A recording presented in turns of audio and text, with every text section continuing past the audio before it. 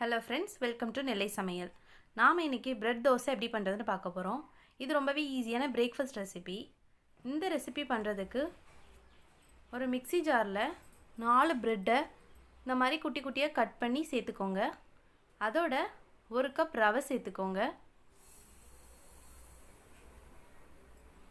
கொஞ்சமாக தண்ணி சேர்த்து ஒரு தோசை மாவு பதத்துக்கு அரைச்சி எடுத்துடலாம்.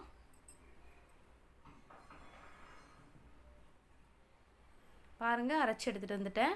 இப்போ இது ஒரு பவுலில் ட்ரான்ஸ்ஃபர் பண்ணிக்கிறேன்.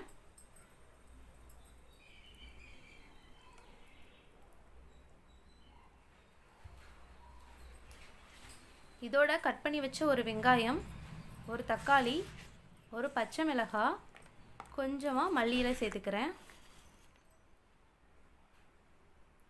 நல்லா மிக்ஸ் பண்ணி விட்டுருங்க.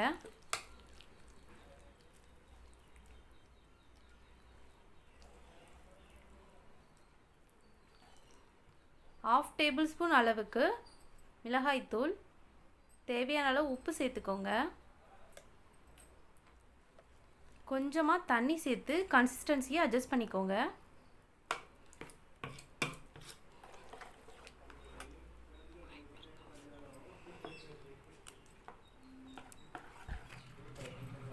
கடைசியாக ஒரு 1/4 டீஸ்பூன் பேக்கிங் சோடா சேர்த்துக்கிறேன். நல்லா மிக்ஸ் பண்ணிடுங்க. இப்போ ஒரு பேனில் கொஞ்சமாக ஆயில் அப்ளை பண்ணிக்கிறேன். நம்ம ரெடி பண்ணி வச்சுருக்க தோசை பட்டரை இதில் சேர்த்துடலாம். இந்த மாதிரி ஸ்ப்ரெட் பண்ணி விடுங்க. 1 டீஸ்பூன் அளவுக்கு எண்ணெய் சேர்த்துக்கோங்க. ஒரு மூடி போட்டு 2லேருந்து 3 நிமிஷத்துக்கு லோ ஃப்ளேமில் குக் பண்ணுங்கள். இப்போ பாருங்கள், ஒரு சைடு நல்லா வெந்துடுச்சு. இதை நம்ம அப்படியே மாற்றி போட்டுடலாம்.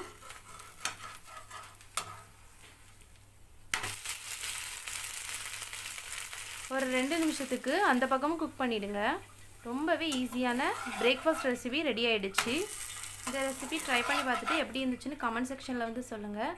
நெல்லை சமையல் சேனலுக்கு லைக் பண்ணுங்கள், ஷேர் பண்ணுங்கள் அண்ட் சப்ஸ்கிரைப் பண்ணுங்கள். தேங்க்யூ.